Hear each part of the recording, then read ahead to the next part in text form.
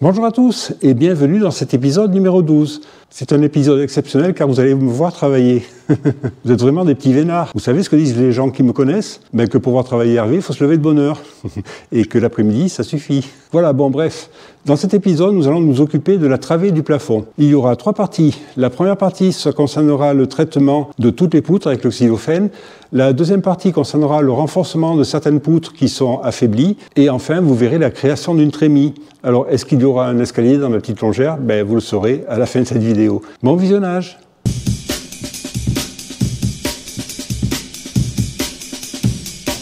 Pour traiter la travée, je vais utiliser de la bâche de protection de sol.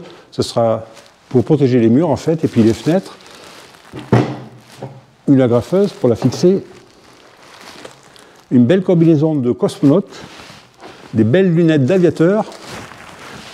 Un joli masque de chirurgien. Et puis des gants... Bon, j'ai oublié. Un pulvérisateur et le fameux produit xylophène. Allez, c'est parti!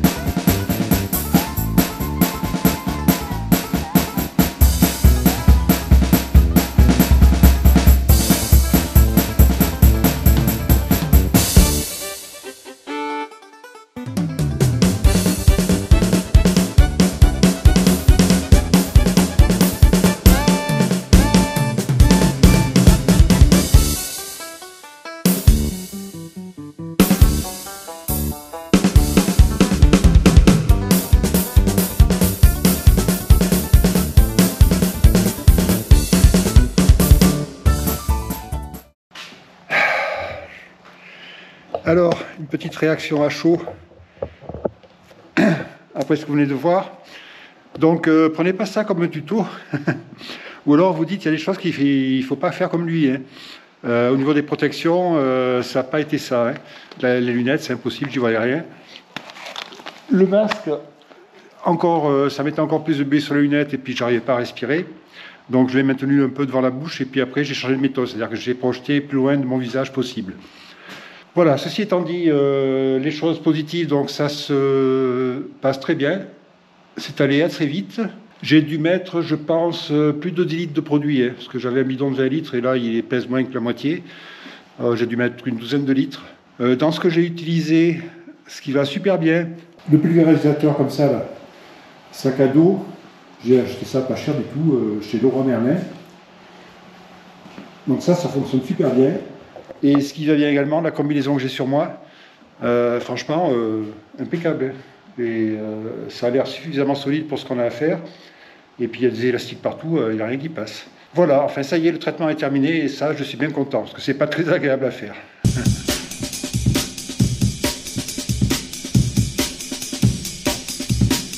Voilà, le xylophène c'est terminé. On va maintenant s'attaquer à renforcer les poutres, comme celle-ci. Je ne sais pas si vous vous rappelez. On avait découvert ça dans l'épisode numéro 8, je crois. Là, ces 2 poutres voisines sont vraiment bien attaquées. Donc, on va commencer par ces 2-là. Alors, pour ça, je vais utiliser des solivettes comme ceci. C'est-à-dire que ce sont des planches qui font 3 cm d'épaisseur. et la même hauteur, environ 17 cm, que les lambourdes qui sont au plafond. On va utiliser également des grosses vis comme ça, avec un embout costaud, une visseuse électrique,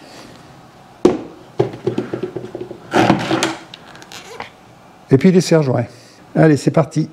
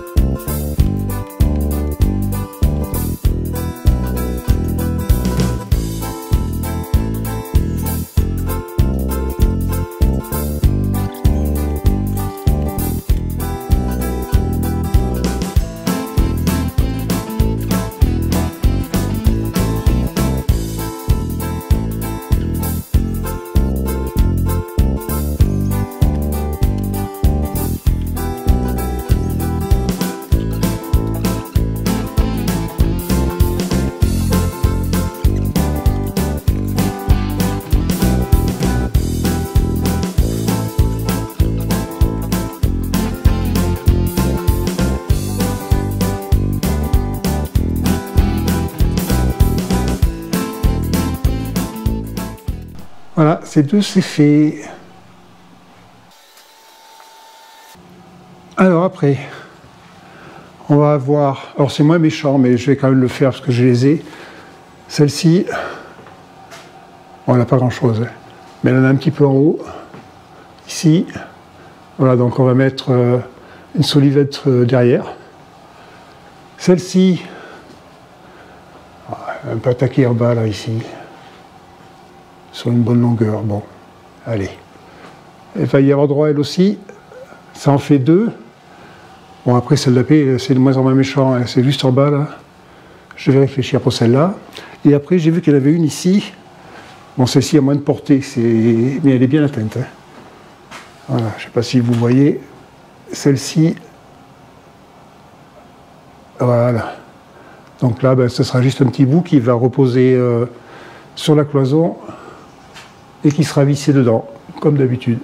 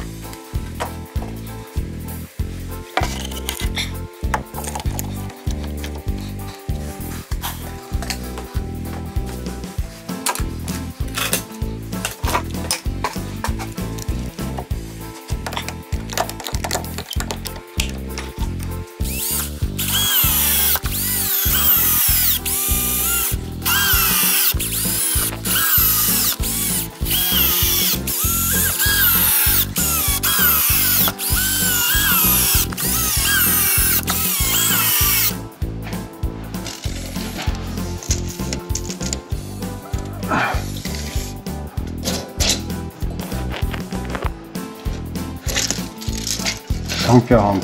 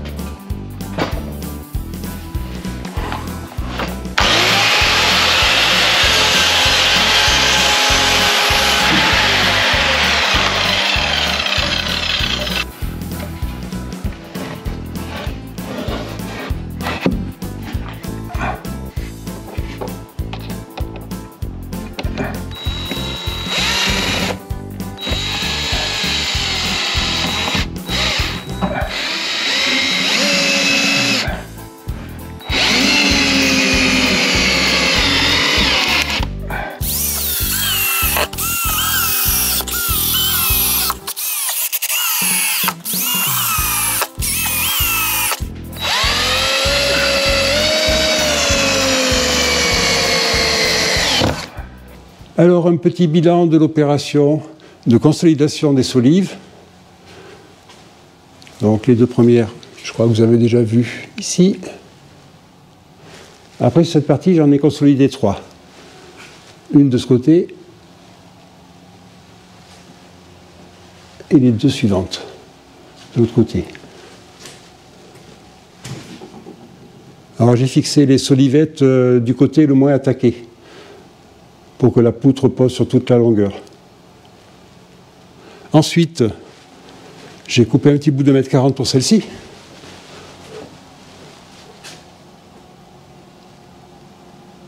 Voilà. Et la dernière chute qui me restait, ben, je l'ai mise ici. C'était pas très attaqué, mais bon, j'avais la chute. Donc, on voit de l'autre côté comment c'était attaqué.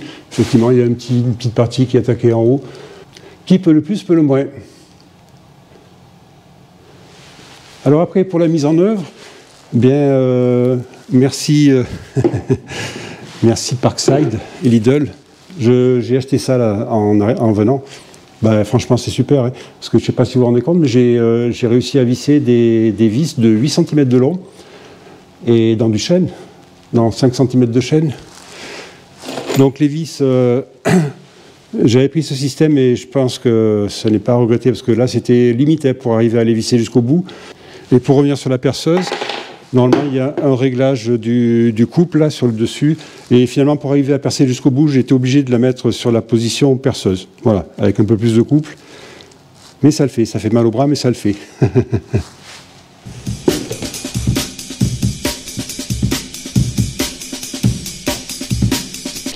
Alors Hervé, tu le mets où ton escalier?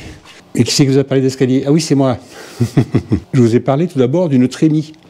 Et en fait, la trémie, non, ce ne sera pas pour un escalier. Il n'y aura pas d'escalier dans la petite longère. Ça restera une habitation 100% de plein pied. Par contre, la trémie, alors voilà, c'est pour la haute. Voilà, donc ici, on voit l'emplacement de la partie cuisson. La haute sera à peu près à ce niveau-là. Et au-dessus, d'ailleurs, David a tiré le fil d'alimentation. Il y a une poutre, juste au-dessus de la haute. Alors, je vais vous expliquer pourquoi ça me gêne, parce qu'en fait, ça vient de la haute que j'ai choisie. Pour cette implantation ici, j'ai besoin d'une haute prévue pour un îlot. Alors, il en existe plusieurs sortes. Il y en a certaines qui ne nécessiteraient pas de couper la poutre, parce qu'elles sont tenues par 4 filets. Voilà, il y a le fil aussi qui descend. Ça, je trouve ça vraiment moche. Bon, je ne sais pas ce que vous en pensez, vous me direz. Après, il y a la possibilité d'acheter une plaque de cuisson avec une haute intégrée. Donc la plaque se trouvant là, il y a des grilles de chaque côté. Le problème de ce système, c'est que ça envoie le rejet dans les plaintes en bas. Bon, ça ne me plaît pas trop. Donc je préférais quand même une haute à évacuation. Il en existe des modèles que j'ai trouvés assez jolis, qui en fait sont cylindriques, pas très gros, de 40 cm de diamètre. Voilà, c'est un cylindre qui descend au-dessus de la plaque. Donc c'est ce que je vais installer. Mais pour ça, il faut évidemment que je modifie la poutre qui se trouve ici. Donc ça, c'est l'endroit où sera la haute. Donc il faut que je coupe la poutre ici et ici. Ensuite, je vais mettre d'autres solives qui relieront cette poutre aux 2 poutres voisines. Et voilà, la trémie sera faite. Alors de quoi j'ai besoin pour faire ça? En plus, tout seul, vous avez vu comme pour le renforcement des poutres, bon, il faut prévoir certains moyens. Bon, déjà, là, ça c'est la poutre qui servira à faire la trémie. Donc c'est comme ce que j'ai mis pour le renforcement, sauf que là c'est plus épais. C'est un bastin, il fait 6 cm de large. Voilà. Et après, quand je vais couper, ben, la poutre ne sera plus tenue. Si, elle sera tenue par le plancher au-dessus et les pointes. Là, il faudra juste que j'enlève 1 ou 2 planches. Le reste devrait être tenu, mais enfin bon. Qui peut le plus, peut le moins. Alors j'ai pris des étais comme ça. Voilà, ça me permettra de... Ben, c'est surtout psychologique, je pense. De soutenir les poutres. Allez, on attaque ce dernier chantier pour cette vidéo. Et je vous montre ça en image.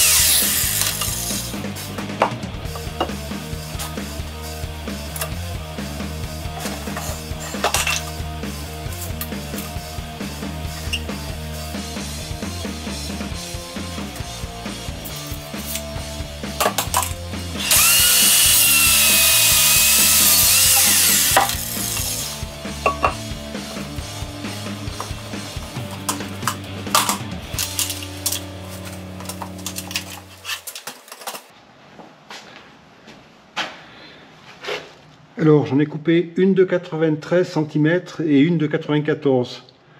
Normalement ça devrait rentrer en forçant légèrement. C'est ce qu'on va vérifier tout de suite.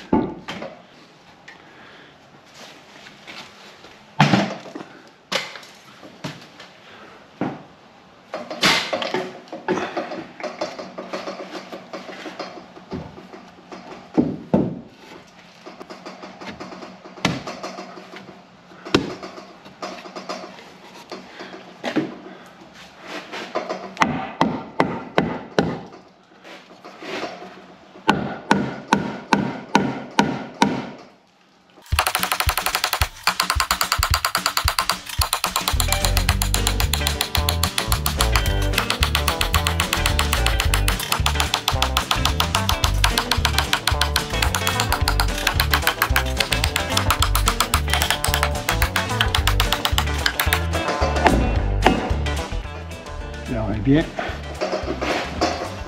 Là on est bien. Là on est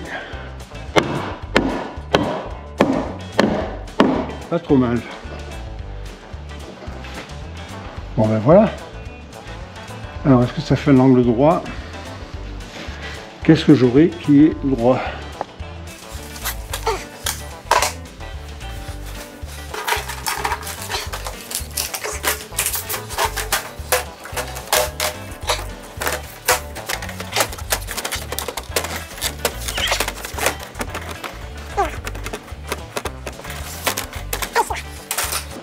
La deuxième. J'espère qu'elle forcera un peu moins, parce que je m'en suis vu.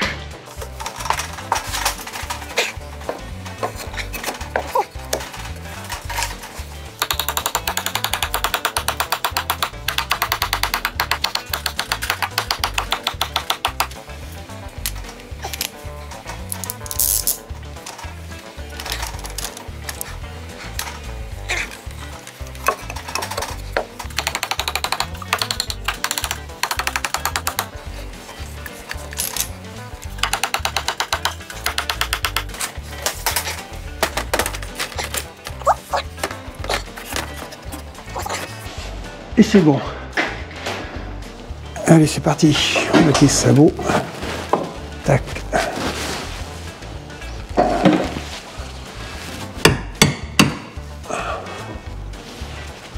Ok.